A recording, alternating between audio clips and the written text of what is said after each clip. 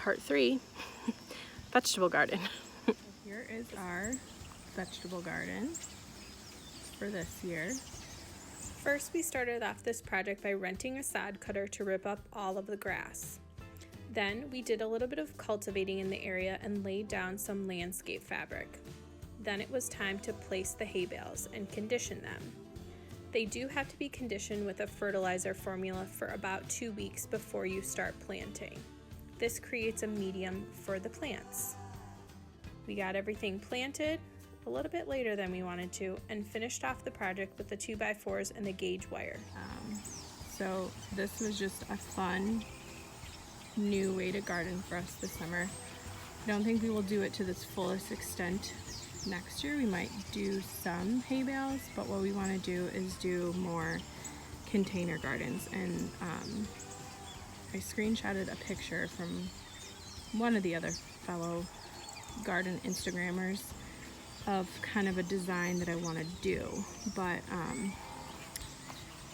what we will eventually do is rent a sod cutter again, and this kind of triangle piece of grass we're going to cut out, and then we'll continue this bed all the way basically to the lattice. So remember in part 1 I was saying we want, or part 2, the Rosa Sharon bush back here, but then all this right here I want to do like pumpkins and watermelon and cantaloupe, and really give those space to vine and spread, and then somewhere a small section of like corn and stuff. And this is all direct sow in this area. Everything out here is on drip, even this little bed, and we're not going to harvest the artichoke this year. We're just going to let it go to flower.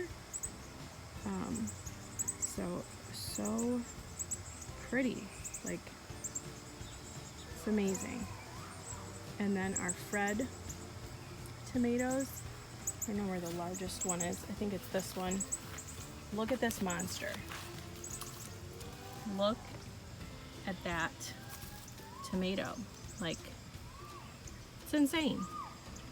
That one slice of that is not even going to fit on one piece of bread. We're going to have BLTs for dinner tonight, so. I mean, look at how gorgeous the inside of the tomato is. It tasted just as good as it looked, and it covered up my entire slice of bread. That thing is just crazy. So I don't know what type of tomato this is. We got these seeds from Matt's aunt, and she just called them Fred tomatoes. So that's what we call them. But I mean, look at these guys. They're huge. So garden is definitely petering out, end of the season. So this whole first row of hay bales and stuff, and we do have pots on either end, is basically a lot of cherry tomatoes. And then we have a little hay bale in here that's yellow squash. Just lots of different kinds of cherry tomatoes. Some this might be the Juliet Romas. A little rain gauge. And before I show you the second row, so this area too, we will cut a triangle out here, cut back, and then this will be like perennial vegetables. So we'll move the artichoke over here, the chives, have some rhubarb, and then maybe some other little raised beds for, I don't know, lettuce or something, or I don't know. We got big dreams for next summer. And then the shed, we still have to come out and finish this final siding on that one side, but we're gonna cut around it and make big like flower beds. So I want it to look more like a shed was placed into the landscape instead of the reverse. You know, like I want it to blend into the yard.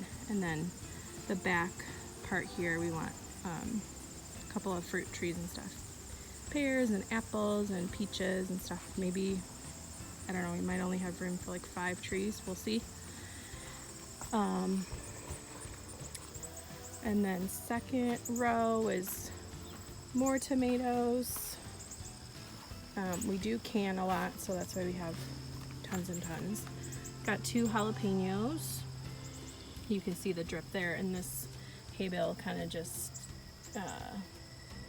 decomposed so much that it's collapsing, but the jalapeno is still in there, so we'll just let it be.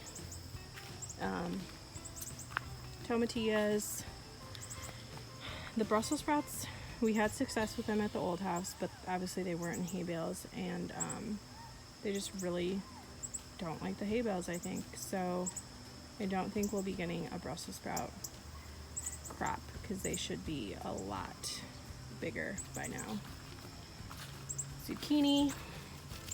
We got one little zucchini that's still growing. Got another one over there. We got one right there that probably is ready to pick.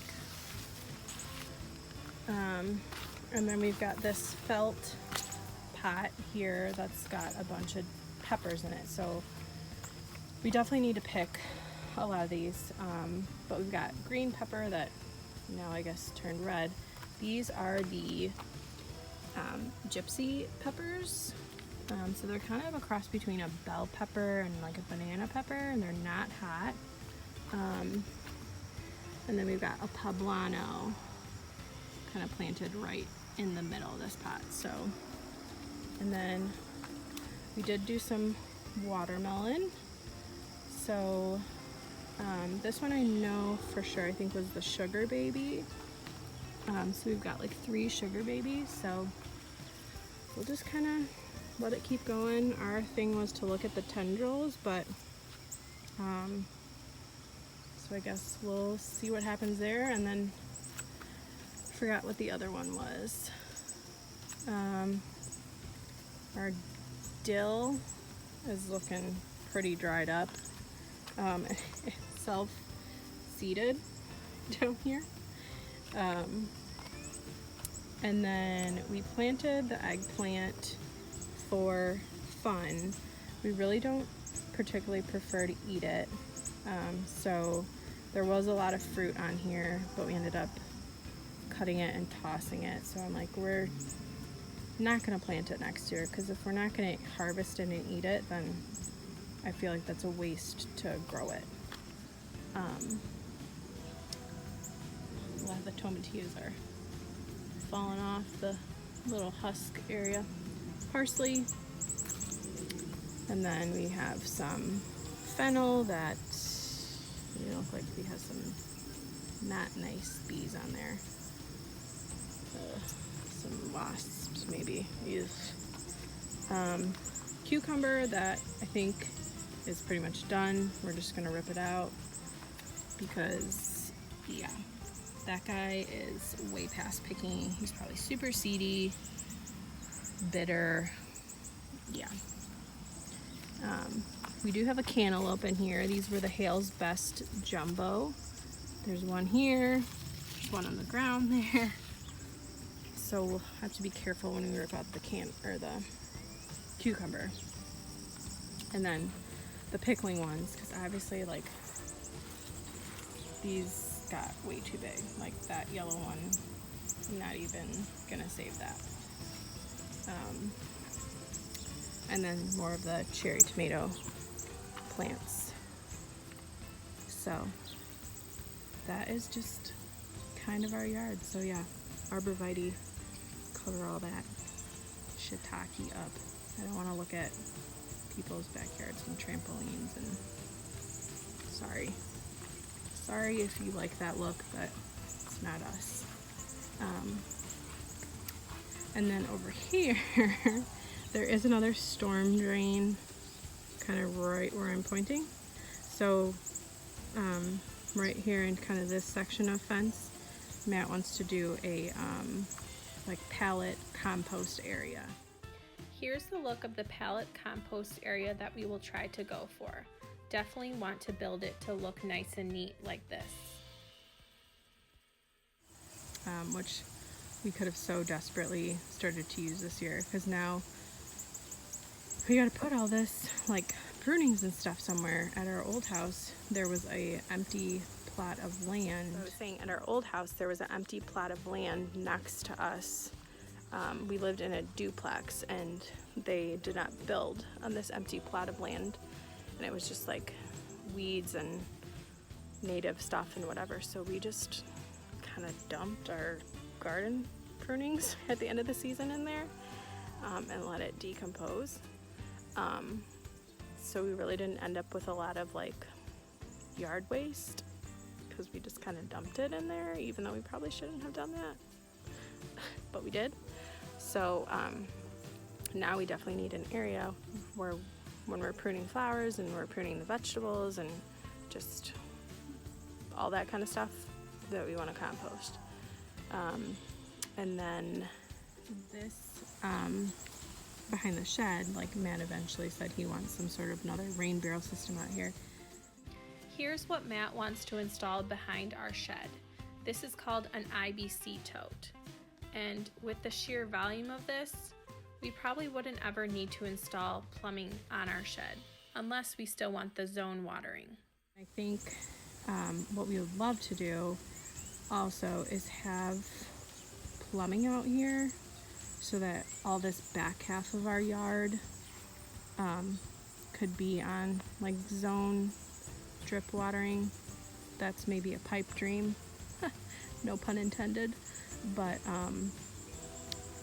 yeah, we would like some plumbing out here. I don't think we really necessarily need electrical, but that would be nice as well. So yeah,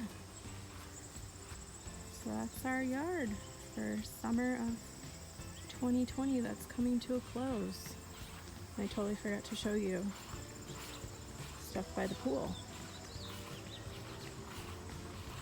which is not much, but it's still fun. So we have our planter up there on the pool deck, our umbrella planter, the elephant ears and the galvanized tubs, and then we have more canna lilies. And again, we started these canna lilies all from seed. So we've got the canna lilies in there, and I just pruned up the Wandering Jew, the Mandevilla, and then I did find the tag for this guy, but oh, I forgot. It was the Latin name, so. Here's the tag. It's called Cordyline terminalis.